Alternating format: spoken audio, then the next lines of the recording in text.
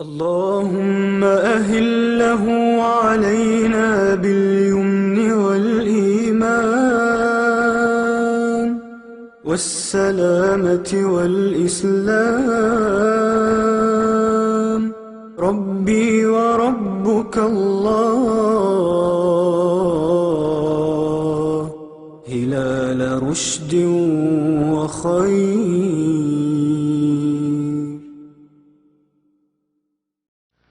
شهر رمضان الذي أنزل فيه القرآن هدى للناس وبينات من الهدى والفرقان،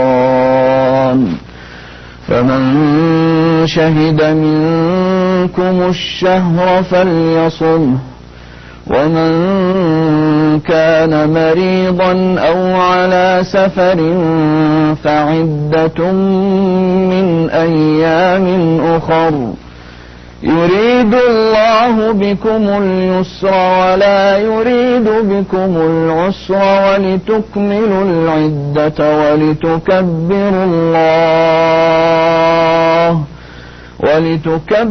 الله على ما هداكم ولعلكم تشكرون.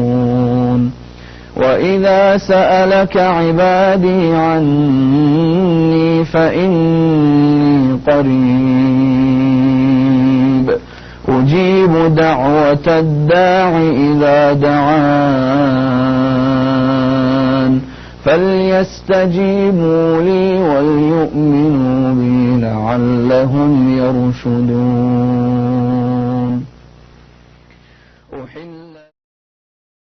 اللهم